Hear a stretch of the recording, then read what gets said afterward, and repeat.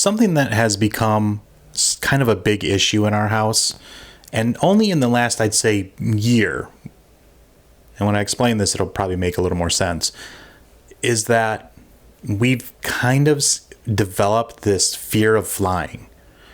With a lot of things that have been happening in the last year and last year, my wife has developed a fear of flying. Never had it before. Maybe has always been a little leery of it. But now it's starting to pass on to my son and my daughter, who also now start to get nervous. Mainly because they see us get nervous. They emulate that and then they get nervous. I, on the other hand, I'm not as nervous about that. I certainly am more conscious of it now than I used to be. I mean, I used to get on a plane and just pop my headphones in, watch something or take care of the kids, whatever it might be. And now, like my son, when he gets on a plane, he immediately looks at the emergency pamphlet about like where the exit are. He's 6. He's 6 years old and he does that. But I now do that. While I'm not thinking anything's going to happen, I'm someone who always likes to be prepared. And we don't fly enough to where I say, like, I know this kind of plane and I know where the exits are and all that kind of stuff. That the doors go in and then out. They don't go out, things of that nature. So emergency doors, that is. So something that I started doing maybe in the last year and a half is I started watching, like, we have Paramount Plus, definitely there's YouTube, and even on Google TV, there's like the Mayday show, there's Alaska Air Crash Investigations, things of that nature on those platforms. And I think I've watched, at this point, they just said a new season came out when it was like season 22. And I've already seen all those episodes. So I think I've watched like 22 seasons of this at this point in the last year and a half, which is more than I thought I had watched. But and a lot of these are like older. I mean, yes, some of them are in the 2000s, but most of them are in the 70s, 80s, 90s, things like that. And what I like about this is it makes me actually feel safer about flying, because I'm one of those people who I need to know how things work. I need to know what safety measures are in place and redundancies and improvements. So I know, and I can feel comfortable saying, yes, I know what to do. I know what's been done. And I know that the failure happened at some point, which made them make stuff more safe. Some of the stuff about watching that you watch, and not everything's always fixed, which is something to keep in mind. But generally speaking, a lot of the stuff that happens is human error, we'll call it, which unfortunately isn't something you necessarily can fix without training and other things like that. But from watching 22, 23 seasons of it, whatever it was, if you add them all up together, it's probably more like 25 with all the different series. It's one of those things where I now realize why people watch or listen to like true crimes. Like, I never understood that. I think I talked about this in another video, which tends to happen quite a bit. I never understood true crime stuff, or why people would be like, oh, why are we watching this sad stuff and depressing things when, the world's already bad enough like that. When I watch TV and sit down, I want to watch something fun and laugh and enjoy it.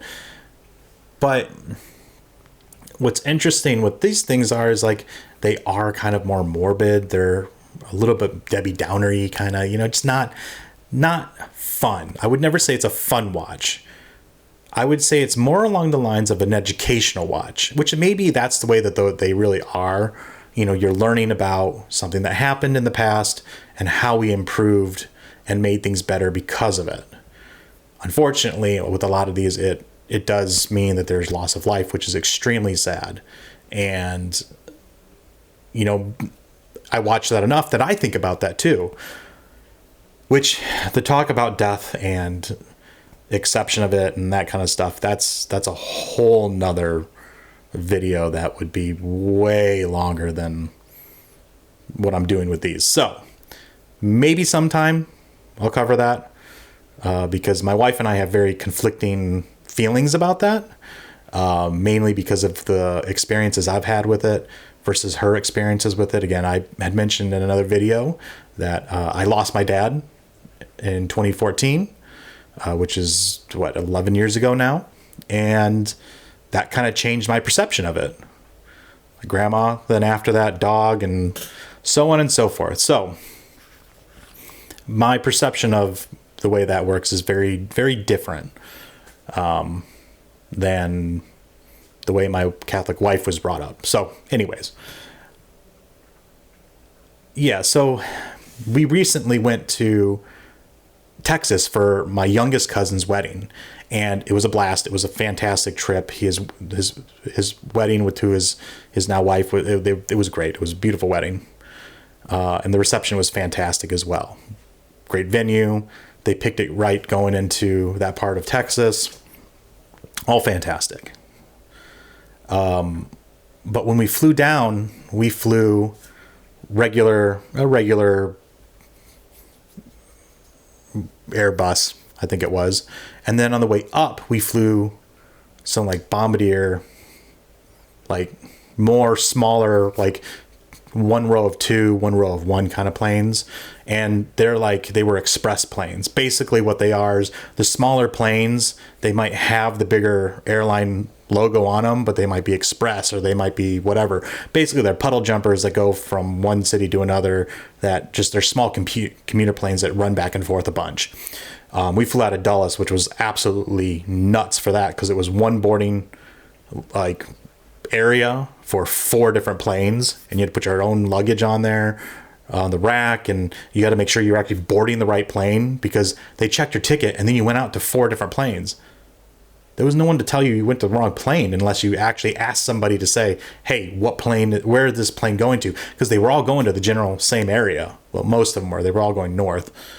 But like that plane was like a little sketchy. Their safety briefing was like, it was less about like if something happened, and it was more like this probably won't happen, but if it does, like, know where the exits are and all this kind of stuff. And we were in exit row then, and my wife was very freaked out about it. But we made it. We were fine. Pilots did a great job. Plane was good, and you know, it was perfectly fine. But the weather was good. We were flying during the day, which was nice. So VFR, not IFR kind of stuff. But it's just, I'm one of those people who I need to be immersed in it, even if I don't like it. Like, I really don't like worms and snails. I think they're disgusting. I understand that we need them for the ecosystem and things like that, but I don't want to hold them. I don't want to see them. They're nasty. But I also have seen video. I saw a video on where some friends dared a friend to eat a snail, and he got like a brain parasite and died. So it's good to know that, you know, I warn our kids, hey, make sure you don't eat anything like that, because, you know, there's bad things in it, which should be obvious, but kids are always putting things in their mouth. But again, it goes to validation. It validates my fear of it. Now, the way my wife sees these is they validate her fears of flying. The way I look at it is it validates what's my confidence in the safeties and precautions and measures that were done to make sure that this is a safe plane. So it's interesting how perception of something, or the way you look at it, is like changes kind of the, whether it's a positive or negative kind of thing. And maybe that's just how we're wired. I don't know. Like, maybe that's, we're just wired that way. Certain people are. But like, I need to know how something works. My daughter's like that. She wants to take something apart so she can see how it works and then put it back together. My son just wants to play with stuff. So it's just like, she's more like me and my son's more like my wife. So that all kind of makes sense. But yeah, it's just, flying has more recently, because we went to Texas, we went to Florida, we drove one time to save money, and the second trip we flew, and the plane was very nice. we're doing nonstop from now on, because the stopping and the layovers and stuff like that's not. It's worth a little extra to get a straight flight if it exists.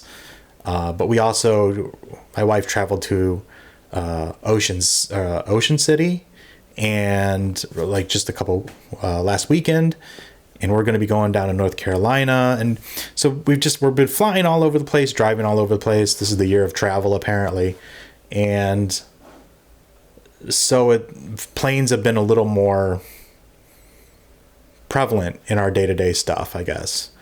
But I like just knowing what's happened, how they made changes, and it gives me the confidence to keep going on airplanes, I guess. Because honestly, I'm not going to drive over 24 hours to get somewhere. I'm going to fly, because it's statistically safer, as they say, than driving a vehicle. And driving through Florida, Orlando, and flying in, I can tell you from the traffic, I believe that flying is probably safer than the Orlando traffic on I-4.